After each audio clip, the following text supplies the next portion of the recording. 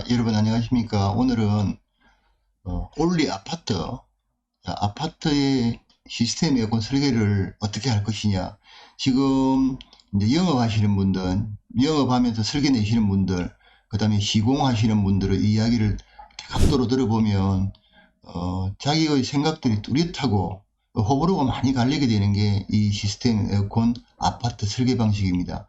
일반 상가 같은 경우에는 배관이 길기 때문에 뭐 이유 없이 단배관 멀티버의 그 시리즈로 설계를 하는 게 맞는 건데, 아파트 같은 경우는 지극히 개인적으로 딱 정해져 있는 공간이고, 그 다음에 이제 또 아파트도 신축을 할 때 미리 내가 옵션으로 시스템 에어컨으로 구매를 해서 들어가는 고객분들도 계실 거고, 그렇지 않으면 지금 제가 말씀드린 뭐 롯데캐슬 옛날에 지어놓은 아파트 같은 경우에는 거실에는 스탠드, 안방에는 벽걸이, 올인원이 이제 내부 배관으로, 매립 배관으로 해가지고 이미 이제 되어 있는 공간들이 많지 않습니까?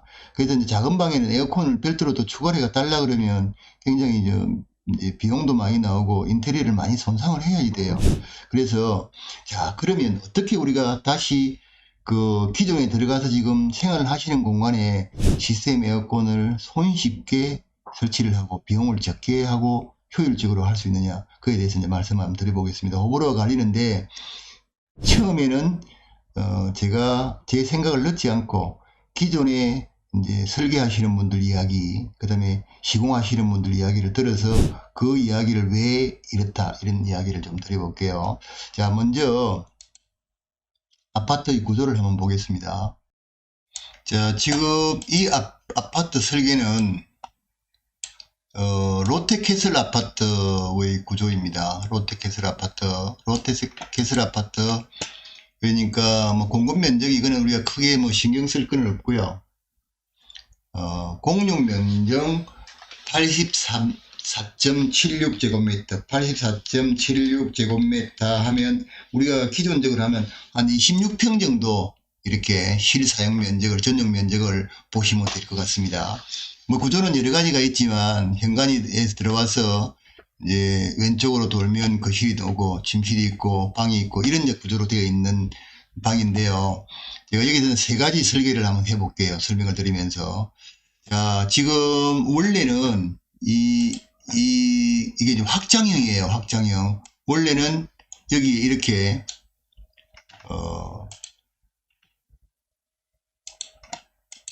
발코니가 이렇게 되어 있는 곳이죠. 근데 이제 발코니를 확장을 해서 요거는 이제 없애버리고 여기다 이제 우리가 에어컨을 넣어야 될 입장입니다.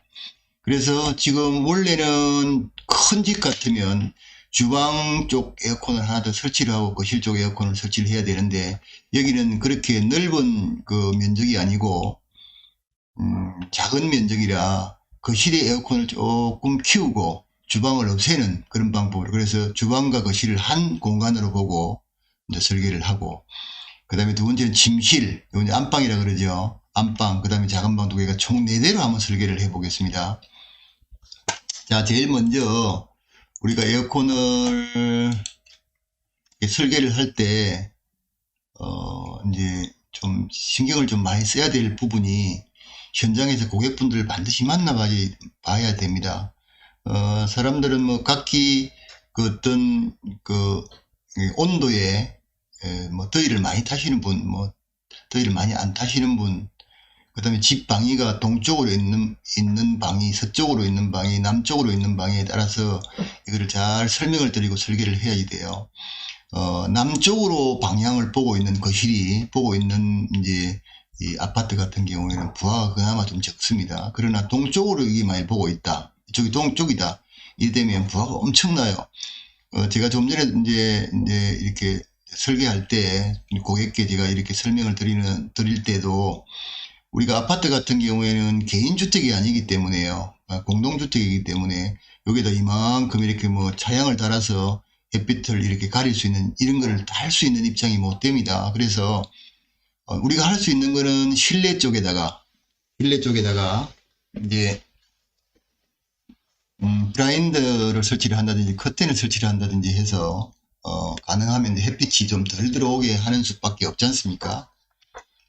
그게 전부입니다. 그 이상 뭐 어떻게 더 할 수가 없어요. 가뜩이나 여기에는 지금 발코니 자체가 없고 터져 있는 상태이기 때문에 동쪽에 만일의 경우에 방위를 두고 있는 부분이면 상당히 여기다 신경을 많이 쓰셔야 돼요. 부하가 엄청납니다. 그리고 지금 아파트 구조가 문을 뭐 활짝 다 열 수 있는 그런 구조가 아니에요. 그런 구조가 아니고 문이 이제 개조를 할 때 이게 장호도 다 다시 하거든요. 조그마한 창문 이게 하나 나오고 뭐 대부분이 통유리를 많이 합니다. 양쪽에만 문을 열 수 있게끔 만들어 놓고 통유리를 많이 하고 이 집 구조를 보십시오. 옛날 아파트 같은 경우에는 맞바람이라 해가지고 이 창문 열어놓고 뒤에 또 창문을 다 열어놓으면 바람이 이렇게 마통이 돼서 지금 어느 정도 괜찮은데 이거는 그런 구조가 아니거든요. 그래서 이제 영업자분들이 주로 이제 설계를 하고 이렇게 고객께 이런 구조로 내가 설계를 하겠습니다 했을 때 상당히 신경을 좀 많이 쓰셔서 해야 됩니다. 그리고 더위를 많이 타시는지 아파트 방향이 어느 방향으로 있는지 이런 거를 많이 하시고 이거를 해야지만 됩니다. 한번 이게 시설이 되면 어떻게 보면 이 아파트를 다른 분에게 이제 팔 때도 이 뭐 에어컨 내 거니까 이거 떼가겠습니다 이렇게 하는 게 아니거든요. 이거는 에어컨 수명이 다 할 때까지 그대로 설치가 되어 있어야 될 부분입니다. 그런 생각을 좀 해서 초기에 설계를 하실 때 충분하게 손님께 전문가로서의 설득을 해야 됩니다. 그래서 지금 실외기는 롯데캐슬 같은 경우에는요 여기가 거실에서 이쪽으로 나가면 여기에 이제 실외기를 놓는 이 공간이 있고 그 다음에 이제 안방도 여기 창문이 있습니다. 창문이 있는데 창문 밑에 이렇게 에어컨을 설계를 하는 게 이게 맞습니다. 왜 그러는가 하면 창문 밑쪽으로는 다른 게 뭐 특별하게 들어갈 게 없지 않습니까? 들어갈 게 없기 때문에 여기다 설계하는 게 저는 맞다고 봅니다. 여기 들어가는 게. 그 다음에 이제 하나 복사를 해서 여기도 이제 침실 입원도 역시 마찬가지. 그 다음에 이것도 복사로 해서 이렇게 해서 총 4대로 한번 넣어보도록 그렇게 할게요. 그래서 이제 지금 요 같은 경우는 내가 아까 전에 말씀드린 대로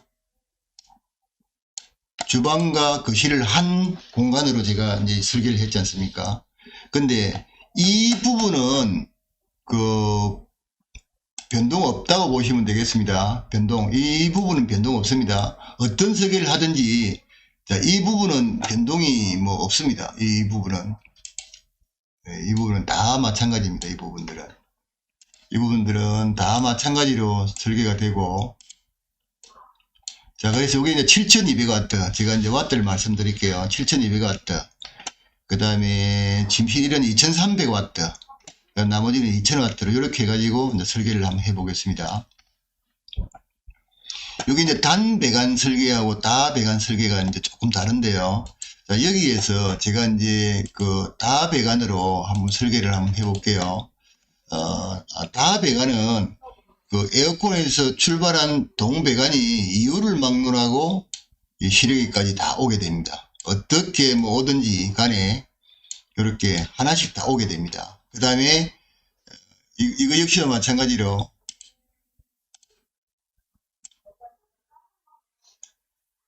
이렇게 와야 되겠죠. 이것도 뭐 이렇게 그 다음에 이것도 이렇게 와야 됩니다. 어떤 방향으로 오든 간에 이렇게 이제 올 수밖에 없는 구조입니다.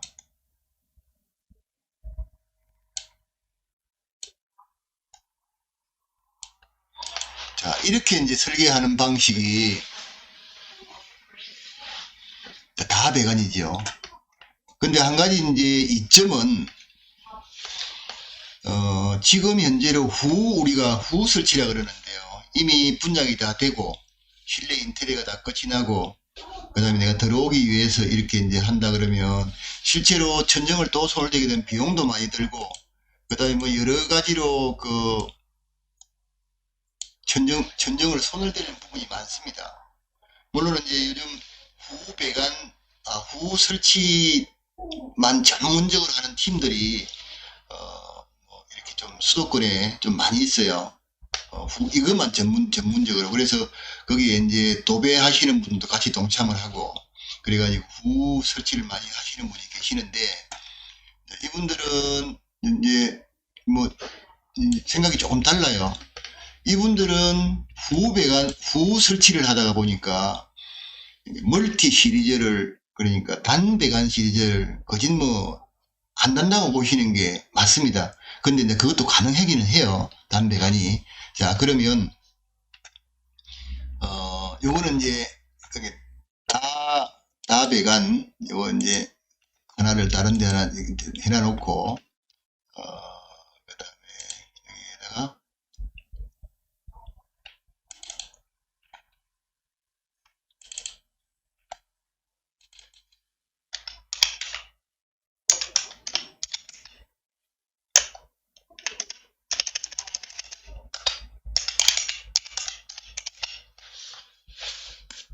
다배관으로 설치를 안 해놓고, 그 다음에 이제 단배관으로 한번 해보겠습니다. 자, 이거는 이제 다 지워야 되겠죠. 요거는 평수는 뭐 똑같고요. 자, 이제 우리가 흔히 말하는 멀티브의 단배관 시리즈도 두 가지로 설계가 가능합니다. 다배관 같이 단배관을 설치를 또 할 수가 있습니다. 그거를 이제 아마 그 우리 영업자 교육에 보면 헤더 분지관이라고 해가지고요. 헤더 분지관을 쓰면 가능하거든요. 그런데 자, 그러면 우리가 단배관하고 다배관하고 어떻게 구조적으로 기기가 다른지, 어느 게 성능이 좋은지에 대해서 말씀을 잠시 한번 드려보겠습니다. 자, 조금 전에 제가 그렸던 그 다배관은 이게 일반적인 가정용 말고는 크진 접목시킬 데가 없어요. 그러니까 어떻게 보면 설계를 처음부터 하고 이 태생 자체가 아파트에 가정용으로, 냉방정용 가정용으로만 설계해서 설치하게끔 딱 만들어 둔 겁니다. 그래서 실내기에 그냥 전자평창변이 없습니다. 우리가 보통 에어컨 같은 경우에 실외기에서 고온고압의 그 액이 실외기로 가서 거기서 이제 고압으로 분사를 하게 되면 교축작용이 일어나고 주위에 있는 열을 흡수해서 증발을 하면서 찬바람을 만들어내고 다시 돌아가서 실외기로 뜨거운 바람을 만들어내고 이런 게 계속 이제 반복을 하지 않습니까? 근데 지금 이제 이 모델, 이제 제가 여기다 하나 적을게요. 그냥 알기 쉽게 다배관이라고 하나 적겠습니다. 좀 영상을 보시는 분들의 이해를 돕기 위해서 요 다배관입니다. 다배관일 경우에는 실외기에 전자팽창병이 달려 있습니다. 그러면 이제 결국은 여기서 긴 배관을 하시면 안 됩니다.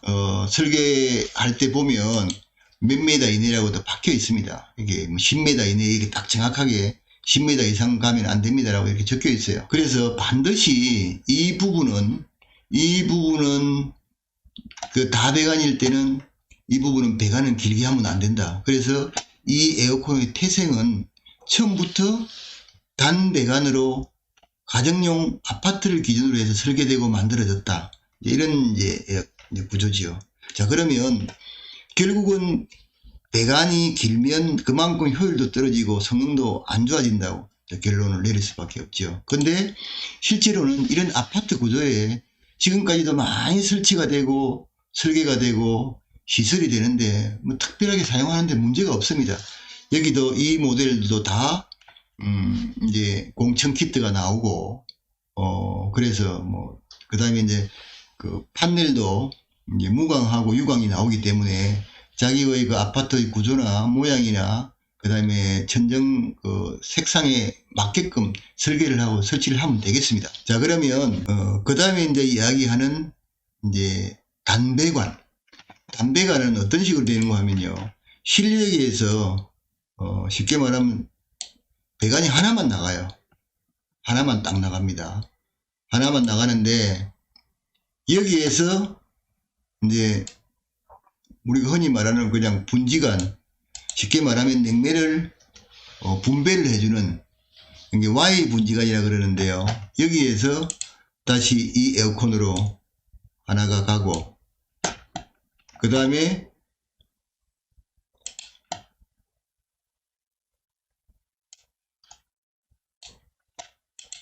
또 분지관이 하나 갈라져서 여기에서 이렇게 분지관이 가고, 그 다음에 한 개는 이렇게 가고, 그 다음에 또 분지관이 하나 뭐 적당한 위치에 이렇게 하나 설치를 해서 가고, 그 다음에 여기 마지막에서는 두 개를 나눠주고,